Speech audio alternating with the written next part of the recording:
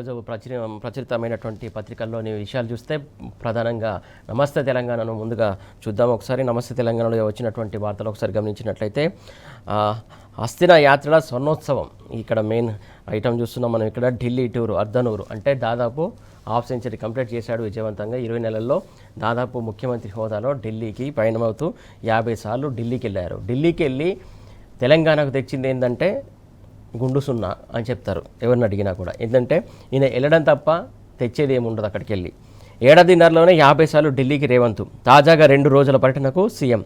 అధిష్టానం చుట్టూ చక్కలలో రికార్డు. 10 రోజులకు ఒక టూర్ వేస్తున్నాడు. రాజకీయ వర్గాల్లో 10 రోజులకు ఒక టూర్ వేస్తున్నటువంటి వ్యక్తి, ఏకైక వ్యక్తి మొత్తం దేశవ్యాప్తంగా చూస్తే ఈయన అనుకోవచ్చు.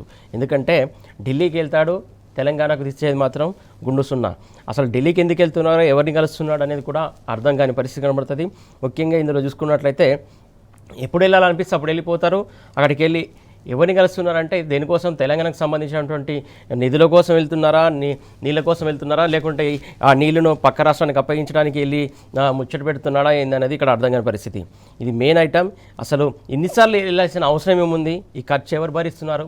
తెలంగాణ ప్రభుత్వం భరిస్తుందా, ప్రజల భరించాల్సిన పరిస్థితి ఏందనే చూడాలి. ఇక అదే టైంలో కూడా ఏదైతే మామూలుగా మాట్లాడుతూ ఉంటే ఎడాపెడా మాట్లాడేస్తూ ఉంటాడు. ఇక్కడ దానికి సంబంధించి కూడా ఇక్కడ ఇంకో ఐటమ్ చూడొచ్చు మనం. ఆ జర్నలిస్టుల చెంప పగలగొట్టాలనిపిస్తుంది.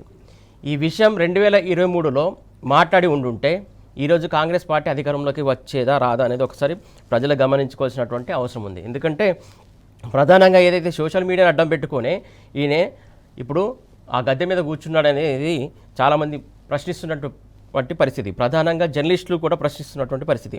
పత్రికా సమావేశాలు పెడితే ఎవరు పడితే వాడు వస్తాడంట. ఈ పదజాలం నేను వాడకూడదు, కానీ ఇక్కడ ఉన్నటువంటి పదజాలం చెప్తా ఉంటే, ఆయన మాట్లాడే మాటలు మాట్లాడుతూ ఉంటే జర్నలిస్టులు ఎథిక్స్ అనేది పాటిస్తూ ఉన్నారు కాబట్టే ఆయన ఇప్పుడు ఇంకా సీట్లో కూర్చున్నారని అనుకోవచ్చు. ప్రధానంగా జర్నలిస్టులు కూడా మాట్లాడడం మొదలు పెడితే మాత్రం ఎలా పెడితే అలా మాట్లాడే అవకాశం కనబడుతుంది. ఏంటంటే ఈయన చేస్తుంది అభివృద్ధి శూన్యం, నిధులు తీసుకురాడు అనే విషయం ప్రతి ఒక్కరికి అర్థమవుతున్నటువంటి పరిస్థితి. సో ఆ ఫ్రస్ట్రేషన్లో మాట్లాడుతున్నా ఎట్లా మాట్లాడుతున్నా అర్థం కాదు. ఇంకొకటి మనకు మెయిన్ బ్యానర్ ఐటమ్ చూసిందాం. ఇక మెయిన్ బ్యానర్ ఐటమ్ చూసుకున్నట్లయితే బనకచర్ల కట్టి పారేస్తామంటే ఊరుకుంటామా, అడ్డుకొని తీరుతామని భారీ నీటిపారుదల శాఖ మంత్రి మాజీ మంత్రి హరీష్ రావు స్పష్టం చేశారు. ఏదైతే లోకేష్ ఇచ్చినటువంటి మాటలకి కౌంటరు గట్టిగా ఇచ్చారు. కాంగ్రెస్ మౌనమే ఏపీ నేతల ధైర్యం, లోకేష్ ఓ అజ్ఞాని అంటూ హరీష్ స్ట్రాంగ్ కౌంటర్ ఇచ్చారు. ఏ ధైర్యంతో లోకేష్ బనకచర్ల కడతామంటున్నాడు? అవగాహన లోపంతో నీళ్లపై మాట్లాడుతున్నాడు. కాళేశ్వరానికి పొక్క కొడుతున్నామన్న అంటుండవు. పొక్క కొట్టేందుకు ఇదేమైనా శ్రీశైలం ప్రాజెక్టా, పోతిరెడ్డిపాడు ప్రాజెక్టా? ఉమ్మడి ఆంధ్రప్రదేశాన్ని గట్టిగా నిలదీశారు. ఇంకా రాష్ట్రం ఏర్పడిందన్న విషయం, తెలంగాణ రాష్ట్రం ఉందన్న విషయం ఆంధ్రప్రదేశ్ ప్రజలకు అర్థమవుతుంది, కానీ అక్కడ ఉన్నటువంటి నాయకులకు అర్థం కావట్లేదు, అజ్ఞాన మంత్రులకు అర్థం కావట్లేదు అని చెప్పేసి హరీష్ రావు కౌంటర్ ఇచ్చినటువంటి పరిస్థితి కనబడుతుంది. సీఎం రేవంత్ ప్రధాని మోడీ మీ చేతుల్లో ఉన్నారని ఏది పడితే అది మాట్లాడతామంటే చెల్లదు. మిగులు జలాలు ఉంటే 4 కేంద్ర సంస్థలు బనకచర్లను ఎందుకు తిరస్కరించాయో చెప్పు. గోదావరిలో తెలంగాణ ఏపీ వాటా ఎంతో చెప్పు. కాంగ్రెస్ నేతల మౌనంతో నాడు తీవ్ర అన్యాయం, నేడు అదే మౌనంతో తెలంగాణ దగాకు ఊతం. టీడీపీ కాంగ్రెస్ నేతలపై హరీష్ రావు నిప్పులు. లోకేష్ వ్యాఖ్యలపై రేవంత్ బీజేపీ స్పందించాలి. తెలంగాణ కోసం పోరాడేది కేసీఆరే. మాజీ మంత్రి వేముల ప్రశాంత్ మాట్లాడిన విషయం అది. ఇక ప్రధానంగా ఇక్కడ చూసుకున్నట్లయితే కాళేశ్వరంపై మళ్ళీ ఓ కమిటీ. ఘోష్ కమిషన్ నివేదికపై 3గురితో అధ్యయనం, 4న కేబినెట్కు సమర్పించాలని ప్రభుత్వం ఆదేశం. ఇప్పటికే ఎన్డీఎస్సీ నిపుణుల కమిటీ, దాని నివేదికపై అధ్యయనానికి 2 కమిటీలు. అవి కాకుండా విజిలెన్స్, జ్యుడిషియల్ విచారణ. తాజా నిర్ణయంతో 6కు చేరిన కమిటీల సంఖ్య. కమిటీల మీద కమిటీలు పడుతున్నాయి తప్ప ఇక్కడ సొల్యూషన్ వెతకట్లేదు కేంద్రం ఒక సైడు ఉండడం వల్లే దానికి పరిష్కార మార్గం దొరకట్లేదని చెప్పేసి ఇక్కడ వాదిస్తున్నటువంటి పరిస్థితి కనబడుతుంది. ఏదైతే ఇంకొక ఐటమ్ చూసుకున్నట్లయితే పీబీ లింకు చేపడితే ఇచ్చిన అనుమతులు చెల్లవు, కేఆర్ఎంబీ స్పష్టం చేసింది. పోలవరం మారితే ఇక బనకచర్లపై సిడబ్ల్యూసీకి కృష్ణ యాజమాన్య బోర్డు కీలక లేఖ అంటూ మరొక ఐటమ్ చూస్తున్నాం. ఇక్కడ బనకచర్లపై ముందుకెళ్తే పోలవరం మొదటికి. ఏదైతే బనకచర్ల ప్రాజెక్టు కనుక ఇప్పుడు నిర్మించాలని చెప్పేసి అనుకుంటే గిట్ట పోలవరం ప్రాజెక్టు ఇంకా ఆగిపోయే పరిస్థితి కనబడే ఛాన్స్ ఉందని చెప్పేసి ఇక్కడ ప్రధానంగా కేఆర్ఎంబీ చెప్తున్నటువంటి పరిస్థితి కనబడుతుంది. అందుకు పరివాహక రాష్ట్రాలని సమ్మతించాలి. ప్రధాన నిర్మాణాలన్నింటిలో మార్పులు తథ్యం. డైవర్షన్పై గత 45 టీఎంసీల వాటానే తేలలేదు. 200 టీఎంసీలు మళ్లిస్తే అన్ని రాష్ట్రాలకు వాటా. అవేవీ లేకుండా జలాల మళ్లింపు ఎలా సాధ్యం?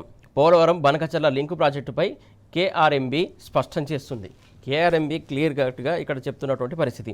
సిడబ్ల్యూసికి రాసినటువంటి తాజా లేఖలో ఈ విషయాలు ప్రతిపాదించి ఈ విషయాలు పొందుపరిచింది.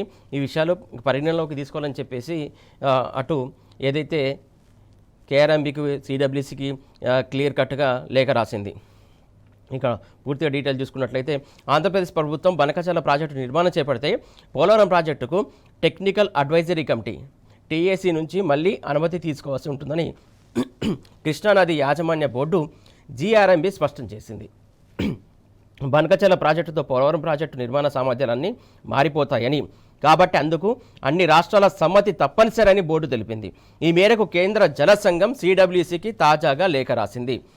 ఏపీ ప్రభుత్వం పోలవరం బనకచర్ల లింకు ప్రాజెక్టుకు సంబంధించి పిఎఫ్ఆర్ ప్రీ ఫిజిబిలిటీ రిపోర్ట్ను కేంద్ర జలశక్తి శాఖకు సమర్పించిన విషయం తెలిసిందే.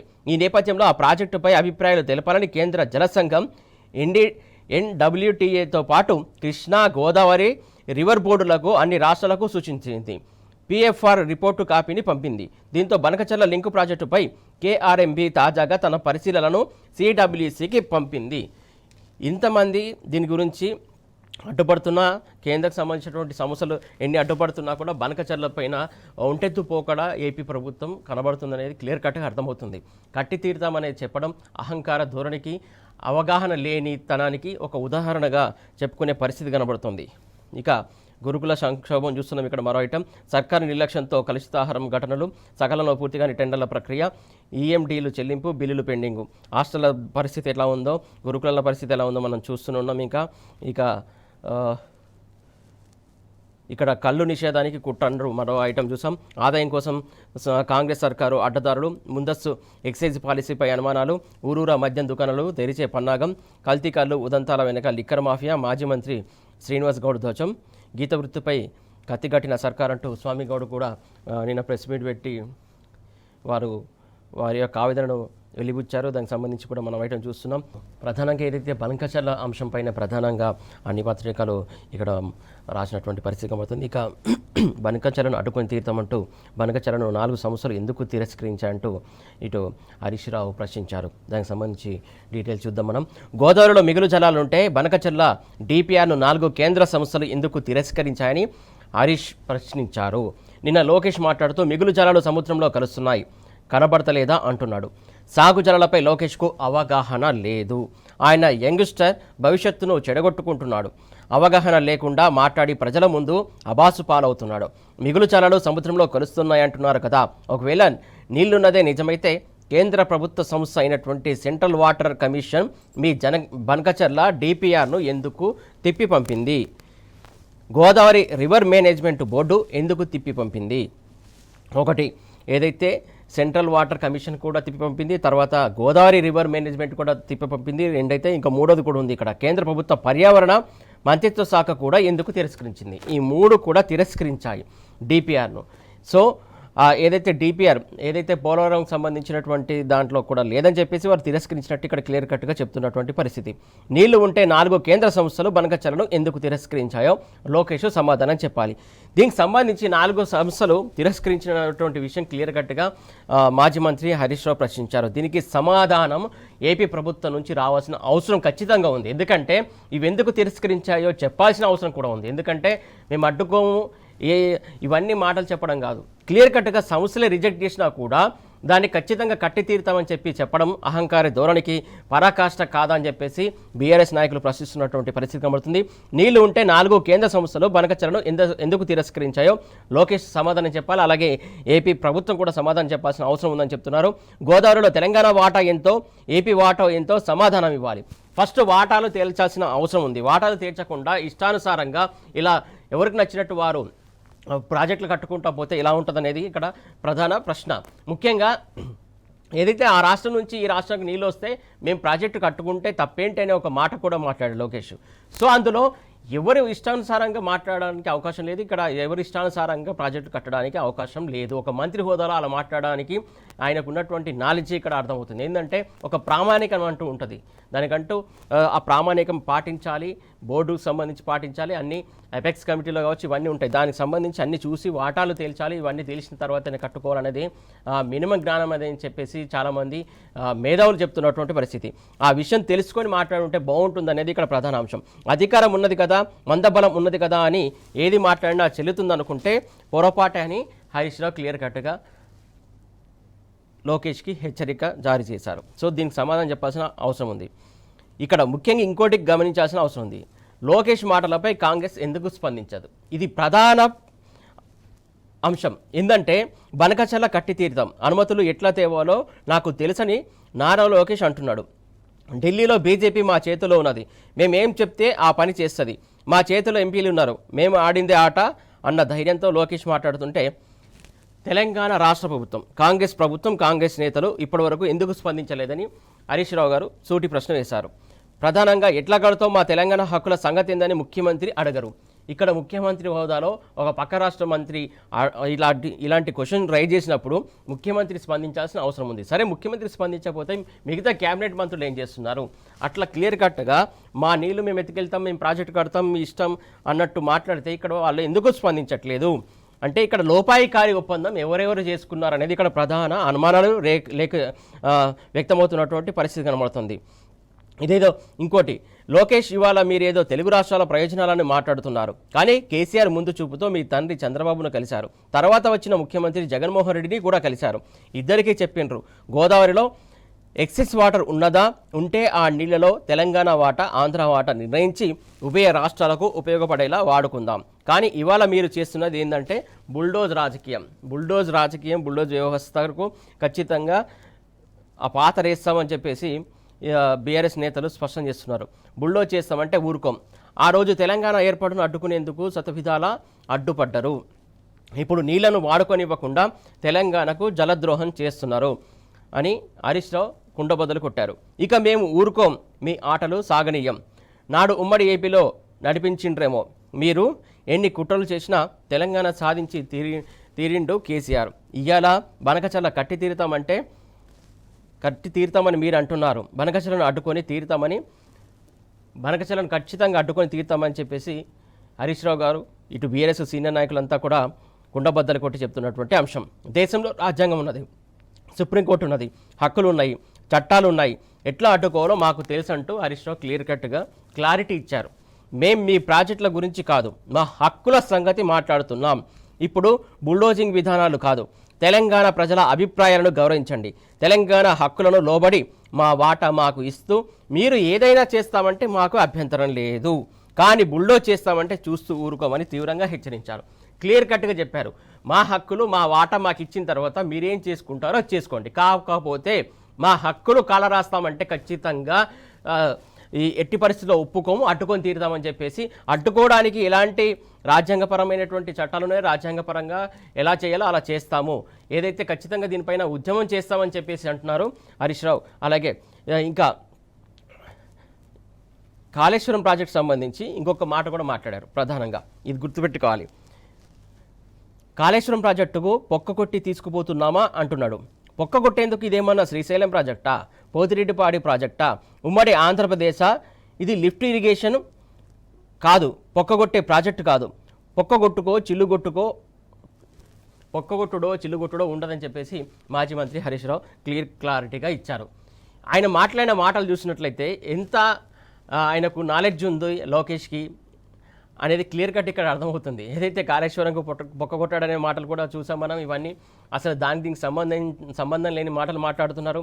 అసలు విషయం ఇది ఎట్లా కట్టుకుంటావు, దీనికి సంబంధించి ఎట్లా మిగులు జలాలు ఎట్లున్నాయి, మా వాటా మీ వాటా ఎంతో తెలియాలని చెప్పేసి తేల్చండి అని చెప్పేసి హరీష్ రావు ప్రశ్నిస్తే అసలు అర్థం లేని మాటలు మాట్లాడి అబాస్ పాలవుతున్నాడు అని చెప్పేసి క్లియర్ కట్గా హరీష్ రావు క్లారిటీ ఇచ్చినటువంటి పరిస్థితి కనబడుతుంది. ప్రధానంగా ఏదైతే బల్కచర్ల ప్రాజెక్టు సంబంధించి తెలంగాణలో ఉన్నటువంటి విద్యార్థి లోకంకి సంబంధించి బీఆర్ఎస్వి కూడా అవగాహన సదస్సులు నిర్వహిస్తుంది. దానికి సంబంధించి ఐటమ్ ప్రధానంగా ఇంకా చూస్తున్నాం మనం.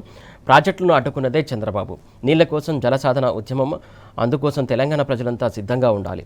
ఎమ్మెల్సీ దేశపతి శ్రీనివాస్ పిలుపునిచ్చినట్టు ఇక్కడ ఐటమ్ మనం చూస్తున్నాం. నీళ్లతో పాటు హక్కులను దోచేందుకు బాబు కుట్ర వి ప్రకాష్. బనకచర్ల ప్రాజెక్టు ఆపకపోతే తెలంగాణ ఎడారే గెల్లు శ్రీనివాస్. బనకచర్లపై మంచిర్యాలలో బీఆర్ఎస్ ఆధ్వర్యంలో సదస్సు నిర్వహించారు. ఆ సదస్సులో విద్యార్థి లోకం కూడా ఇక్కడ అందరూ కూడా పాల్గొన్నారు. దానికి సంబంధించిన కూడా ఫోటో కూడా మనం క్లియర్గా చూస్తున్నాం. ఏదైతే ఇక్కడ యావత్ తెలంగాణ ఎదురు తిరగాలని చెప్పేసి ఇక్కడ వీళ్ళు చెప్తున్నటువంటి పరిస్థితి కనబడుతుంది. ప్రధానంగా దేశపతి శ్రీనివాస్ ఏమన్నారో ఒకసారి మనం చూసే ప్రయత్నం చేద్దాం. ఇక్కడ ఏదైతే తెలంగాణ ప్రాజెక్టులను తాను ఎప్పుడు అడ్డుకోలేదని ఏపీ ముఖ్యమంత్రి చంద్రబాబు చెబుతున్నవన్నీ పచ్చి అబద్ధాలని ఎమ్మెల్సీ దేశపతి శ్రీనివాస్ అన్నారు. తెలంగాణ ప్రాజెక్టులను అడుగడుగున అడ్డుకున్నది చంద్రబాబునని ఆయన స్పష్టం చేశారు. ఇప్పుడు కూడా బనకచర్ల ప్రాజెక్టు కట్టి వరద జలాలతో పాటు వాటిపై తెలంగాణకు ఉన్న హక్కులను సైతం తరలించుకుపోయే కుట్రలు చేస్తున్నారని మండిపడ్డారు. మంచిర్యాల జిల్లా కేంద్రంలోని బీఆర్ఎస్ పార్టీ కార్యాలయంలో గోదావరి బనకచర్ల ప్రాజెక్టు రద్దు కోసం శుక్రవారం బీఆర్ఎస్ ఆధ్వర్యంలో నిర్వహించినటువంటి విద్యార్థి సదస్సులో ఆయన పాల్గొని మాట్లాడారు. మన నీళ్ల కోసం హక్కుల కోసం ఉద్యమ స్ఫూర్తితో మరో జలసాధన ఉద్యమానికి సిద్ధం కావాలని చెప్పేసి ఆయన పిలుపునిచ్చారు. ఇక మరొక బీఆర్ఎస్ నాయకులు వి ప్రకాష్ గారు ఏమన్నారో చూద్దాం. పాలమూరు ఎత్తిపోతలను అడ్డుకున్నది బాబే. రేవంత్ రెడ్డి సొంత ఆయన ప్రాతినిధ్యం వహిస్తున్నటువంటి జిల్లాలో పాలమూరు రంగారెడ్డి ఎత్తిపోత వల్ల పథకాన్ని అడ్డుకున్నది ట్రిబ్యునల్కు వెళ్లి స్టే తెచ్చింది చంద్రబాబు నాయుడునని తెలంగాణ నీటిపారుదల నిపుణుడు వి ప్రకాష్ విమర్శించారు. ఇప్పటికీ ఆ ప్రాజెక్టుకు ఆటంకాలు కలిగిస్తున్నది కూడా ఆయననని స్పష్టం చేశారు. తెలంగాణకు అన్యాయం చేసే బనకచర్ల ప్రాజెక్టును ఎట్టి పరిస్థితుల్లో ముందుకు సాగనివ్వబోమని హెచ్చరించారు. గోదావరిలో తెలంగాణ వాటా 968 టీఎంసీలు ఉంటే ఇప్పటికీ 450 టీఎంసీలే వాడుకుంటున్నామని తెలిపారు. మిగిలిన నీటిని ఆంధ్రాకు తరలించుకుపోయే కుట్రలో భాగమే బనకచర్ల అని క్లియర్ కట్గా ఆయన చెప్పుకొచ్చారు. బనకచర్ల కడితే తెలంగాణ ఎడారిగా మారుతుందని ఆయన ఆందోళన వ్యక్తం చేశారు. రేవంత్ చంద్రబాబు కుట్ర చేసి తెలంగాణను ఎడారిగా మార్చాలని చూస్తున్నారని మండిపడ్డారు. రేవంత్ రెడ్డి తెలంగాణ నీటిని ఆంధ్రాకు దోచిపెడుతున్న విషయాన్ని ప్రజల్లోకి తీసుకెళ్లాలని ఆయన పిలుపునిచ్చారు. ప్రధానంగా ఇది కీలకమైనటువంటి అంశం. ఏదైతే బనకచర్ల ప్రాజెక్టుతో 200 టీఎంసీలు అని చెప్పి 200 టీఎంసీల కోసం అని ప్రయత్నం చేస్తున్నారు అని చెప్పేసి 200 టీఎంసీలు కాదు, వాళ్ళు ప్రయత్నం చేస్తుంది 200 టీఎంసీలకు కాదు. ఏదైతే లెఫ్ట్ కెనాల్ ద్వారా తీసుకెళ్ళి బనకచర్ల నిర్మించడానికి 200 టీఎంసీలు అని చెప్పేసి 400 పైచిలకు టీఎంసీలు అక్కడ స్టోర్ చేసుకోవడానికి ఎత్తుకెళ్ళడానికి ప్రయత్నాలు జరుగుతున్నాయి, కుట్ర జరుగుతుందని చెప్పేసి క్లియర్ కట్గా నీటికి సంబంధించినటువంటి ఏదైతే ఈ ప్రకాష్ గారు కావచ్చు, మిగతా మాజీ మంత్రి హరీష్ రావు కావచ్చు, మిగతా చాలామంది మేధావులు చెప్తున్నటువంటి అంశం. అందులో పెద్ద కుట్ర దాగి ఉంది, ఆ కుట్రను బయటపెట్టాల్సిన అవసరం ఉంది అని చెప్పేసి అందరూ ప్రశ్నిస్తున్నటువంటి పరిస్థితి కనబడుతుంది. ఈ ప్రాజెక్టు వల్ల తెలంగాణకి తీరని అన్యాయం జరుగుతుంది. రాబో భవిష్యత్తు తరాలకు చాలా ఇబ్బందులు తలెత్తే అవకాశం ఉందని చెప్పేసి వీళ్ళు చెప్తున్నటువంటి పరిస్థితి కనబడుతుంది. ఏదైతే ఈ అంశానికి సంబంధించి సీరియస్గా తీసుకోవాలి, అందరూ దీనిపైన సీరియస్గా తీసుకొని ఖచ్చితంగా పోరాటం చేయాలని చెప్పేసి బీఆర్ఎస్ నాయకులు అందరిలో అవగాహన కల్పిస్తున్నటువంటి పరిస్థితి కనబడుతుంది. ఇక మరిన్ని వార్తలు చూద్దాం. ఇక్కడ మోడీ ఎందుకు ఖామోషి అనే ఐటమ్ ఇంకొకటి కూడా ప్రచురించారు. టారిఫ్లు వివాదాస్పద వ్యాఖ్యలతో ట్రంప్ ట్రేడ్ వార్. అమెరికా అధ్యక్షుడి చర్యలను తూర్పారబట్టిన పలు దేశాలు. ప్రపంచానికి చక్రవర్తి అవసరం లేదంటూ బ్రెజిల్ కౌంటర్. నిందలు వేస్తూ బలి పశువులను చేయడం ఆపేయాలన్న చైనా. భారత్పై సుంకాలతో నోరు పారేసుకున్న డొనాల్డ్ ట్రంప్. అయినప్పటికీ ఇంతవరకు నోరు తెరవని భారత ప్రధానమంత్రి మోడీ అంటూ ఇక్కడ ఐటమ్ చూస్తున్నాం. అమెరికాపై ప్రతీకార చర్యలు ఉండబోవన్న ప్రభుత్వ వర్గాలు. వృద్ధి రేటుకు ఊచకోతే. ట్రంప్ టారిఫ్లతో దేశ జీడీపీ ప్రగతికి బ్రేకులు. ఈసారి 6% దిగువకే పరిమితం కావచ్చన్న అంచనాలు. ప్రభావితం కానున్న కీలక రంగాలు. దీని ఎఫెక్ట్ అంతా కీలక రంగాలపైన పడుతుందని చెప్పేసి ఇక్కడ ఈ ఐటమ్ యొక్క సారాంశం. ఒకవేళ మిగతా రంగాల పైన పడితే ఏంటి పరిస్థితి అనేది కూడా ఆలోచించాల్సిన అవసరం ఉంది. భారత ప్రభుత్వం దీనిపైన ఆలోచించాల్సిన అవసరం ఉంది. దీనికి సంబంధించి మరి ఎట్లాంటి సంప్రదింపులు జరుపుతారు ఏంటి అనేది కూడా ఆలోచించుకోవాల్సినటువంటి అవసరం కనబడుతుంది. అమెరికా అధ్యక్షుడు డొనాల్డ్ ట్రంప్ ముందు 56 అంగుళాల ఛాతీ చిన్నబోయింది. తమపై టారిఫ్లు వేసినటువంటి ట్రంప్ను మిగతా దేశాలు చీల్చి చెండాడుతున్నప్పటికీ భారత ప్రధాని మోడీ మాత్రం మౌన ముద్రనే ఆశ్రయిస్తున్నారు. భారత్పై ట్రంప్ టారిఫ్ల వాత విధించిన డెడ్ ఎకానమీ అని అవహేళన చేసినా, పాక్ చమురును కొనే రోజులు వస్తాయని ఇండియాను తక్కువ చేసినా ప్రధాని నోరు మాత్రం పెగలట్లేదు. చివరకు ట్రంప్ సుంకాలపై ప్రతీకార చర్యలు ఉంటాయా అంటూ మీడియా ప్రతినిధులు ప్రశ్నించినప్పటికీ కూడా ఎలాంటి సమాధానం రాని పరిస్థితి కనబడుతోంది. మరో ఐటెం చూస్తున్నట్లయితే రేవంత్ది ఫ్యూడల్ మైండ్, 42% కోటాపై చిత్తశుద్ధి లేదు, కోర్టు ఆదేశాలు ఇస్తేనే స్థానిక సంస్థలకు వెళ్లడానికి సీఎం వ్యూహం పన్నుతున్నారంటూ బీసీ బిల్లులను మార్చిలో ఢిల్లీకి పంపితే చేసిందేమిటంటూ బీసీకి సంబంధించినటువంటి బీసీ నాయకులు వకలభరణ కృష్ణమోహన్ రావు ప్రెస్ మీట్ పెట్టి ప్రశ్నించినటువంటి పరిస్థితి కనబడుతుంది. ఆయనతో పాటు ఎమ్మెల్సీ దాసోజు శ్రవణ్ కుమార్ కూడా ఉన్నారు. ఆయన ప్రశ్నించారు, బీసీలకు అన్యాయం చేస్తూ ఉంటే ఊరుకోము, దీనిపైన ఉద్యమం ఇంకా ఉధృతం చేస్తామని చెప్పేసి వారు క్లియర్ కట్గా చెప్పినటువంటి పరిస్థితి కనబడుతుంది.